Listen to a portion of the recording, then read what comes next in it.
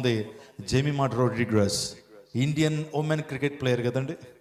So నిన్న ఆస్ట్రేలియాతో జరిగినటువంటి ఆ క్రికెట్ మ్యాచ్లో 127 రన్స్ ఆమె స్కోర్ చేశారు. వాస్తవానికి ఆమె స్కోర్ చేసింది పెద్ద ఇష్యూ అవ్వలేదు, కానీ న్యూస్ అవ్వలేదు. కానీ తదుపరి ఆమెకు మ్యాన్ ఆఫ్ ది మ్యాచ్ ఇచ్చిన తర్వాత మైక్ ఇలాగే చేతికిస్తే ఆమె చెప్పిన మాట, firstly I want to thank my Jesus. నా ప్రభుకి స్తోత్రము చెల్లిస్తున్నాను, నా ప్రభుకి కృతజ్ఞత చెల్లిస్తున్నాను.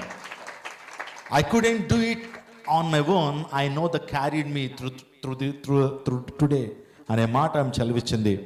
నాకు బలం ఇచ్చినటువంటి వాడు నా దేవుడే. నాకు బలం ఇచ్చిన వాడు ఎవరు?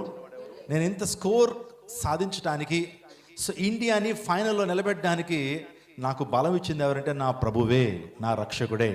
I can do all things through Jesus who will strengthens me అనే మాటను ఆమె కోట్ చేసింది. అంత మాత్రమే కాదు, నిర్గమాకాండం 14 వచ్చిన కూడా ఆమె కోట్ చేసింది, stand still, God will fight for you.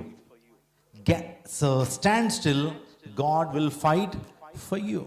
ఈ మాటను ఆమె కోట్ చేసేటప్పటికి ప్రపంచవ్యాప్తంగా ఆమె చెప్పినటువంటి ఆ సందేశం ప్రతి ఒక్కరు మొబైల్లోకి వచ్చింది. ఈవెన్ అమెరికాలో కూడా ఆమెకి అప్లాస్ చేస్తున్నారు, ఆమెను అప్రిషియేట్ చేస్తున్నారు. ప్రభు నామాన్ని ఏం చేసింది? ఆమె మహిమపరిచింది, ఘనపరిచింది. వాస్తవానికి ఆమె ఒక మంచి వర్షిప్ లీడర్గా ఉంది. ఆ తర్వాత తన తండ్రి కూడా పరిచర్లో ఉన్నారు. వాస్తవానికి ఆయన ఒక దైవజనుడిగా ఉన్నాడు.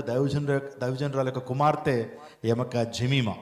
ఎక్కడున్నా సరే దేవుని నామాన్ని మహింపరచాలి.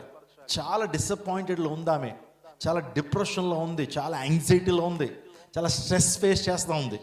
4 మ్యాచెస్ ఆమె ఏమీ ప్రతిభ కనుపరచలేకపోయింది. కానీ ఎస్పెషల్లీ నిన్న జరిగినటువంటి సెమీఫైనల్స్ మ్యాచ్లో ఎంతో ఓపికతో 127 రన్స్ ఆమె స్కోర్ చేసి భారతదేశాన్ని వరల్డ్ కప్లో నిలబెట్టగలిగింది.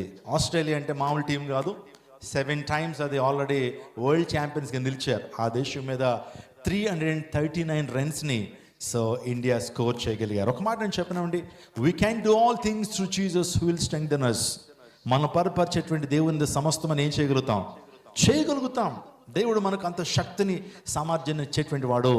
మన ప్రభు అద్భుతాలు చేసేటువంటి దేవుడు.